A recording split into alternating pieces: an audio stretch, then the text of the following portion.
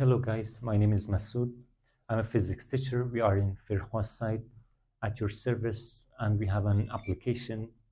You can download it on internet for following our lectures actually. I explained in previous lectures uh, about the first section of physics, about the first section. I explained something about the history of physics and topics of physics. Right now, I want to explain a scientific, let's say, method. Let's dive in with this lesson. The scientific method. What's the scientific method?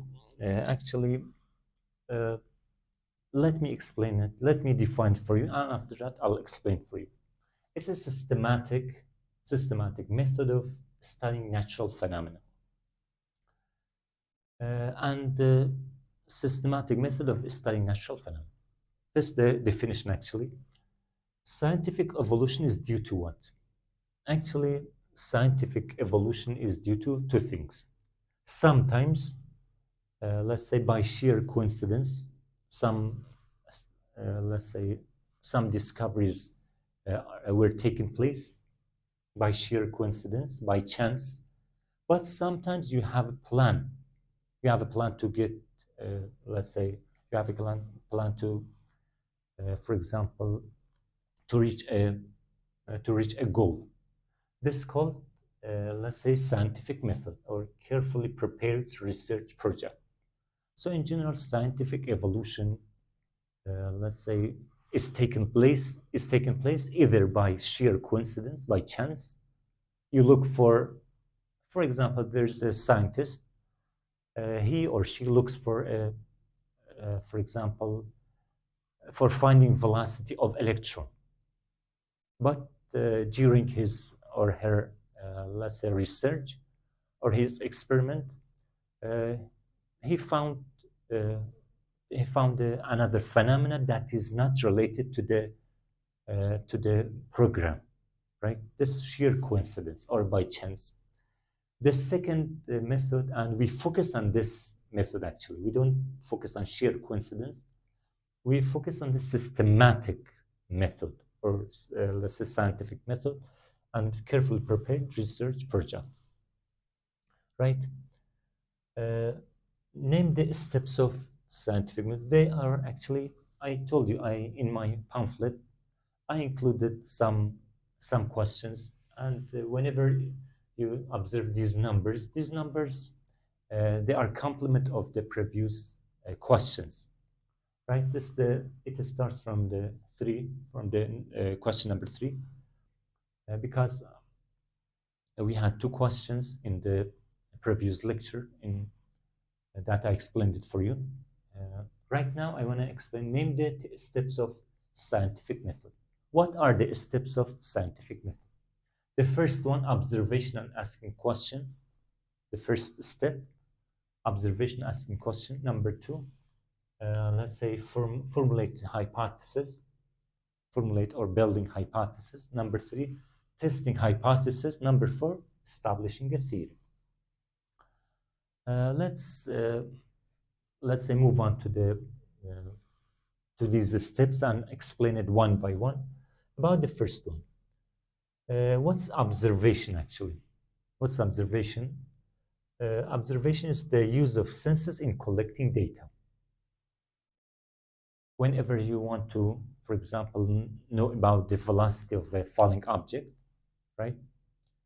An object, for example, falls down.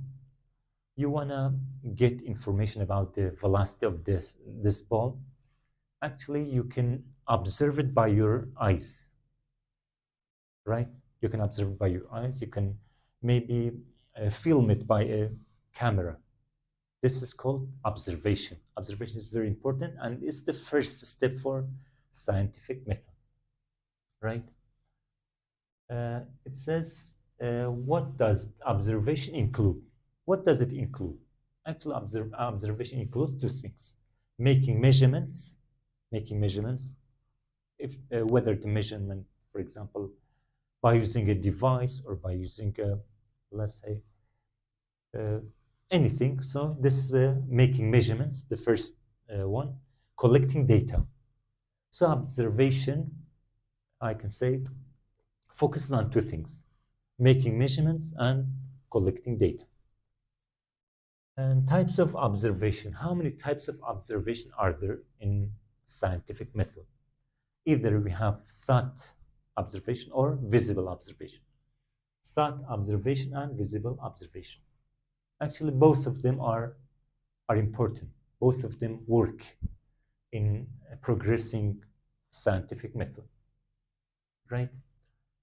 So during the observation, uh, we have some other, let's say, other things that we have to focus on. What are these? For example, system. Imagine there's a football match, and you watch the football match. You wanna know the velocity of the ball. Actually, you focus on the region from the stadium that the ball exists. Whenever you focus on this part or this region, this isolated part is called system. So what system? It's the precise part of the uh, studied region under observation. It's a precise part of the region. Yeah, you isolate the region. That's called system. Precise part of the studied region under the observation. This is an example of a system, right? Maybe a lot of players, basketball players, are playing with one another for catching a ball, for example. They compete with one another to catch a ball and to reach the basket, right? But you focus on what? You focus on a region that the ball exists. This called system, I told you. It just focuses on what? It just focuses on this region. Maybe there's a player here. He throws the ball toward the basket. This is a precise part of the, right? So there's a difference between system and model. Maybe by means of model, it's not model. Excuse me. System does not give you enough information. That's why you have to simplify your system. Simplified system is called model. So what's model? A simplified look of the studied system that shows the what? That shows the elements that affect the phenomena, right? So I told you, this was our system, right? This is system and this is model. They are completely different, right? It's a simplified, let's say, look of the system. So this is system is in reality, there's a basketball. Ball is thrown toward the basket. This is system.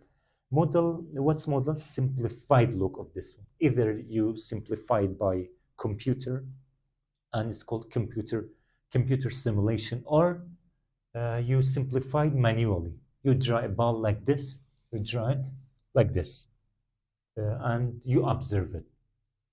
You focus on the direction of the ball. At what direction, for example, does the ball, let's say throw, and this is called model, right? Simplified look of the study system that shows the element that affect the phenomena, and neglecting the factors that don't affect on the phenomena, right? Like what? Maybe I say I changed the color of the ball to the I changed it. Yeah, I used a blue, for example, blue ball.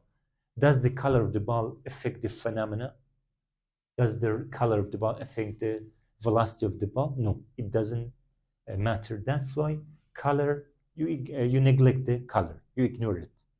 That's why model means focusing on some factors and neglecting the others, neglecting the other factors that don't affect the phenomenon.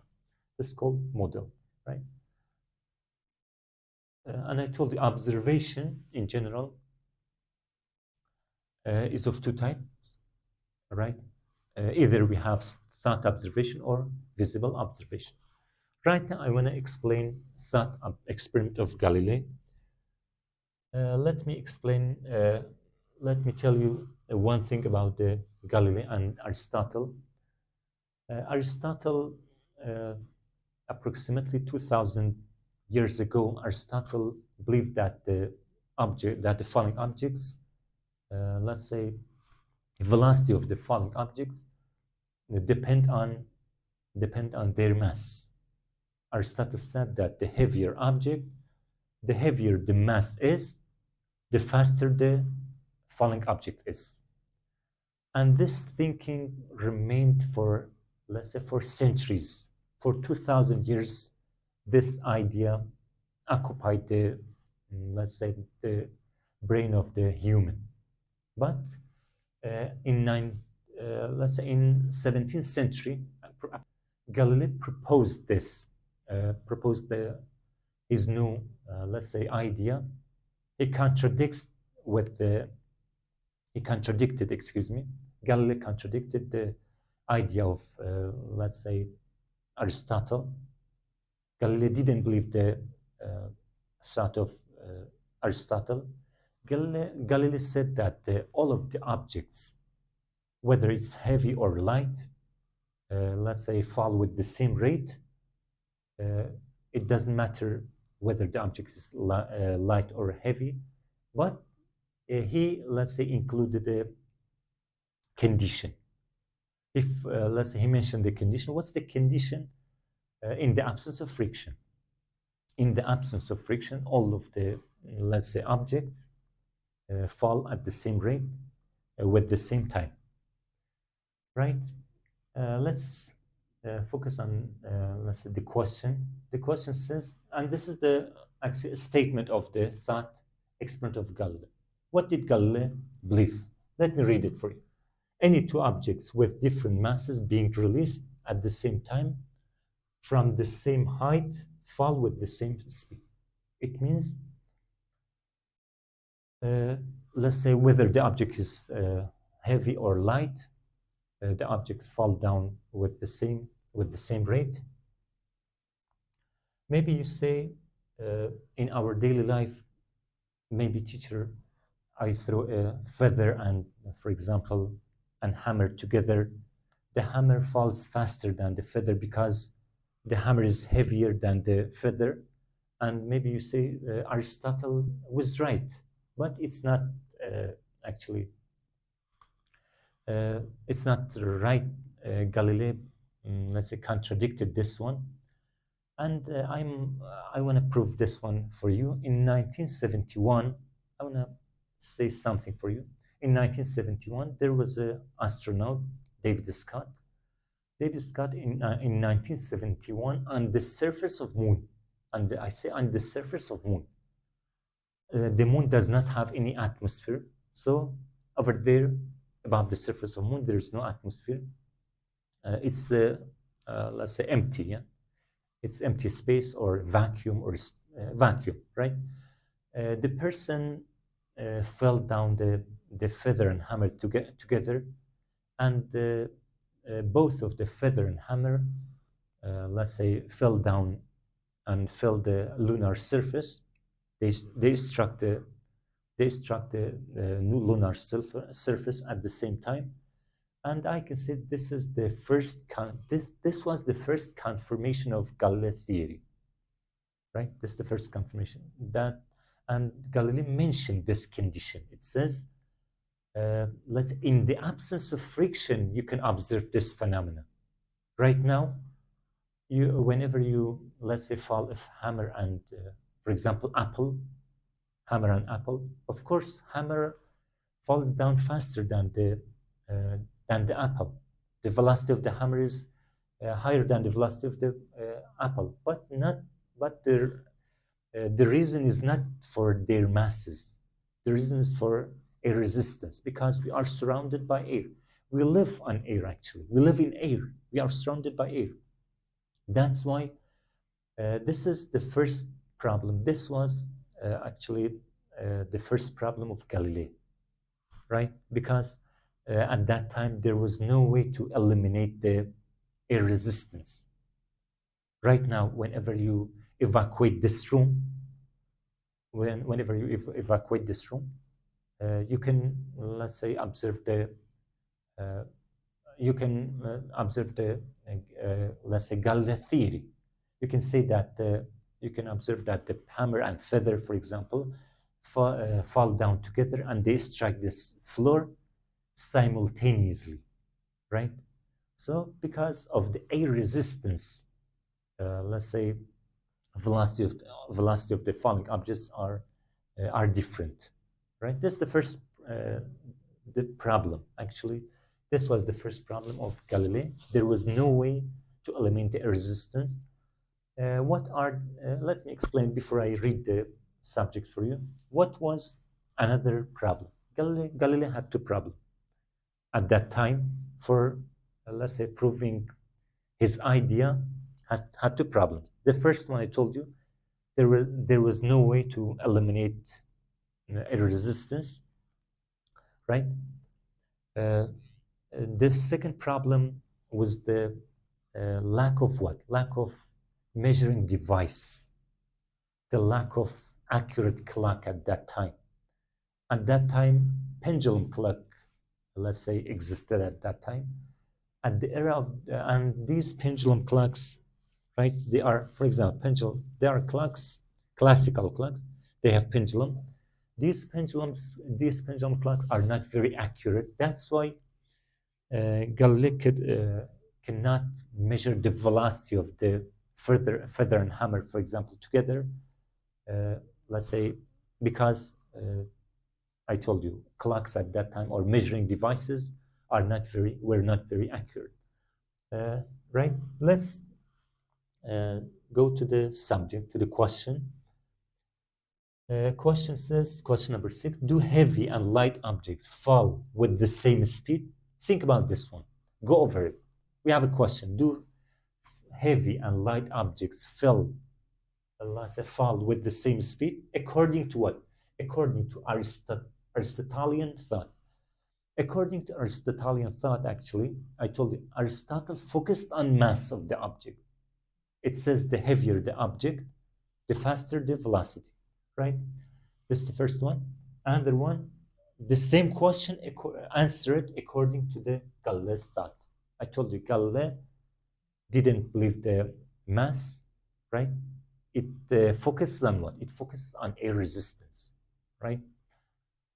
So, do heavy and light objects fall with the same speed according to Aristotelian thought? No, heavy objects fall faster. Actually, by the way, this is wrong. Actually, it's wrong. Yeah, we don't believe it. It's wrong. We don't believe this one. We don't believe it. It's wrong. But based on the Aristotle thought, heavy objects fall faster. So based on the Galilei thought, so heavy objects, I can say, according to Galilei thought, what's the answer? Of course, no. Yeah. Excuse me. Yes, but in the absence of friction. So they fall with the same speed. Yes, they fall with the same speed, but we have a condition here in the absence of friction, especially in air or vacuum. There's a vacuum chamber. I want you to, let's say, to Google it on internet, or you can write vacuum chamber. Vacuum chamber. This vacuum chamber, let's say, uh, it's very nice. Let's say, nice place for, let's say, for examining the Galilei thought. Vacuum chamber means it's free of air. The chamber is completely evacuated from the air. Whenever you, let's say, whenever you fall two objects with different masses, let's say, they fall down simultaneously and they strike the surface at the same time. So based on Galilei theory, yes, heavy objects and light objects fall with the same rate at the same time, but we have a condition in the absence of, let's say, air, in the absence of air resistance. I want to ask you a question. I want you to go over this question. I say, for example, we have a needle, yeah, needle. I give you a needle, and I give you a, let's say, uh, I give you a hammer and feather, no problem. Hammer and feather. In this situation, why do on the surface of Earth, why do they fall with different velocities? Neglect the actually mass. I told you the the reason is not for mass. A resistance for the hammer is low. It's nothing. That's why it falls down faster. But air opposes the, let's say, feather more than the hammer. In other words, I can say air resistance for the, let's say, for the feather is very high. Feather cannot, let's say, fall down as fast as, let's say, as the hammer. That's why it falls down, let's say, slowly, right? Of course, air resistance, uh, let's say, there are some factors. There are, for example, size of the object matters actually. Volume of the object matters, all right? But in your book, it doesn't mention it actually. It's just extra information, right? Let me explain another one. It's a very nice, let's say, comparison between what? Between, uh, let's say, Galileo's thought experiment. This is Galileo's thought experiment before he, let's say, before he published his, let's say, hypothesis.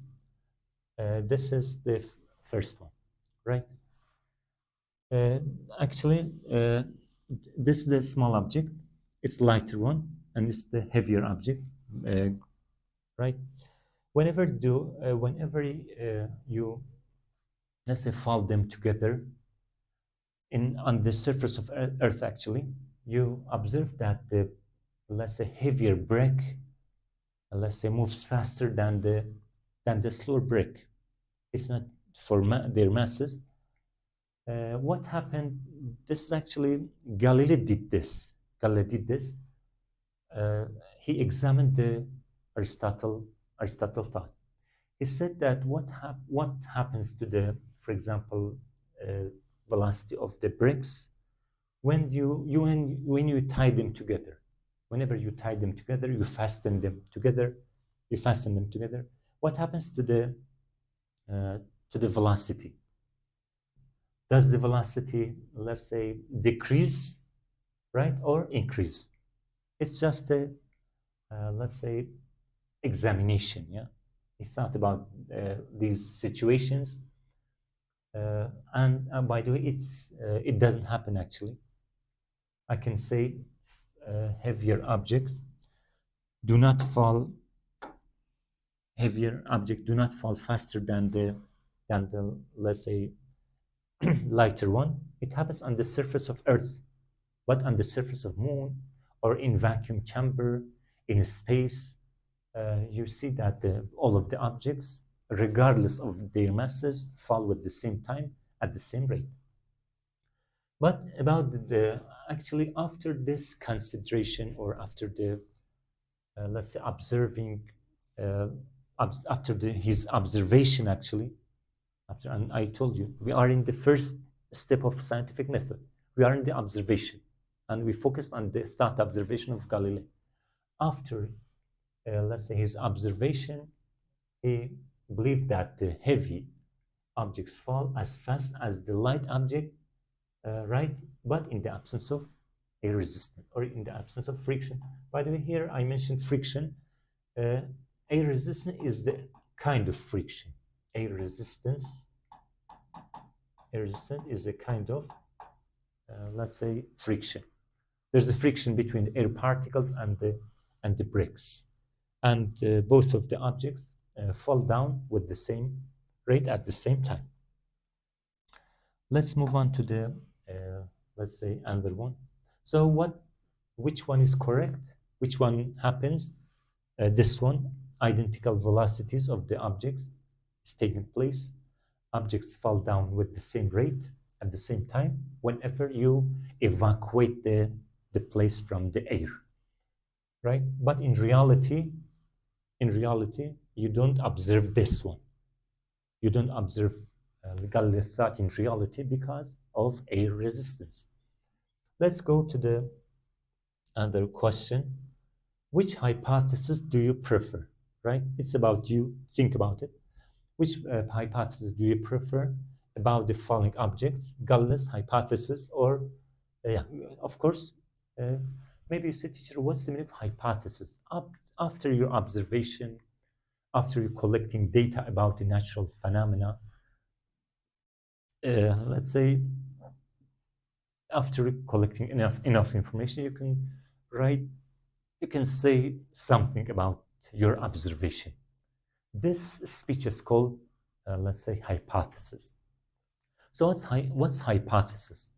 Hypothesis is the interpretation and the logical interpretation and the speech about the natural phenomena. Natural, let's say, logical and let's say acceptable interpretation about the natural phenomena is called hypothesis. For example, right now I cannot say anything. I cannot make a hypothesis right now about, for example, an earthquake, because I have no idea about earthquake. I have no, let's say, I didn't have any, let's say, any experience with the with this phenomenon. That's why I have nothing to, I have nothing to, let's say. That's why uh, hypothesis needs enough information. No one can, let's say, make hypothesis. The one that observes a natural phenomena carefully, the one that collects the information very well, this person could, let's say, could make a hypothesis. That's why it's hypothesis, the logical and acceptable interpretation of reality as observed or thought. Maybe your observation is a visible observation. You touch the objects, you, let's say, you measure the length of the object, you measure the velocity by means of a meter stick or by means of a watch or clock or anything. So whether the observation is thought or visible, so it can be, yeah, it can. Question number 8, what's the scientific hypothesis? This is the definition. It's a logical and acceptable interpretation of reality as observed or thought. I told you. Question number 9, which hypothesis about the falling objects is correct? I'm sure you know the answer. Aristotelian thought, or let's say Galilei thought. Which one? Of course, Galilei's hypothesis. Here we have a comparison between Aristotle and Galilei. Aristotle said heavy objects fall faster than the lighter ones because of their masses. Because of their masses. What did Galilei say?